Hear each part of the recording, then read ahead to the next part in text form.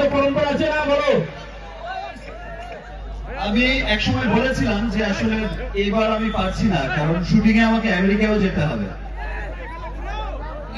But আমার বাংলাদেশের যারা টিম আছে তারা আমাকে বলেছে স্পেশালি, ভাইয়া আপনাকে অবশ্যই যেতে হবে এবার একবার, বিকজ অফ আমার প্রত্যেকটা ভালো কাজে, প্রত্যেকটা ভালো সিনেমার গানে, ভালো সিনেমায়, সবকিছুতে নাকি আসাম থেকে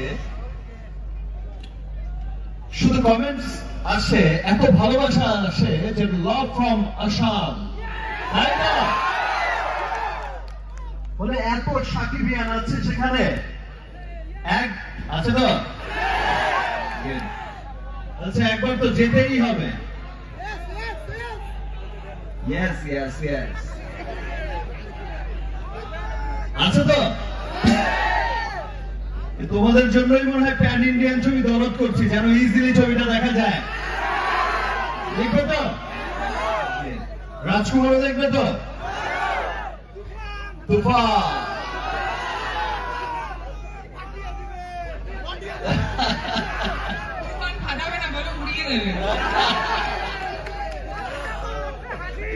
উড়ে যাবে তো, হাসি ভালো লাগে, সবসময় শুধু হাসতেই থাকবো। সিরিয়াসলি তোমরা ভালোবাসো বিধায় আমি শুধু সবসময় সবকিছুর মধ্যেই হাসতে থাকি, তাই তো? I love you too, really I love you too. Specially আমি থ্যাঙ্কস জানাই যে আজকের এই প্রোগ্রামের যারা অর্গানাইজার আছে তাদেরকে, তারা আমাকে আসলে অনেক ফোর্স করেছে, তারা আমাকে অনেক বলেছে।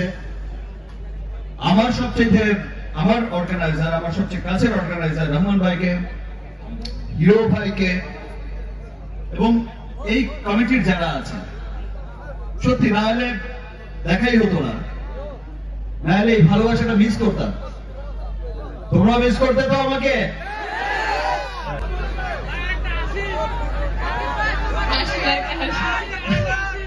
আমি তো সারাক্ষণ হাসছি, আবার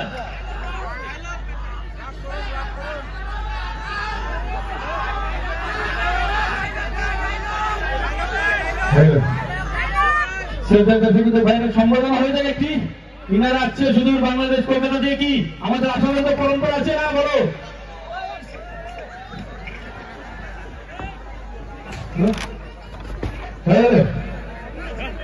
ঠিক আছে ঠিক আছে ঠিক আছে, কিচ্ছু না, এটা তো ভালোবাসা, এটা তো ভালোবাসা। ছেড়ে দিন, ছেড়ে দিন, ছেড়ে দিন, ছেড়ে দিন, ভালোবাসা না। ঠিক আছে,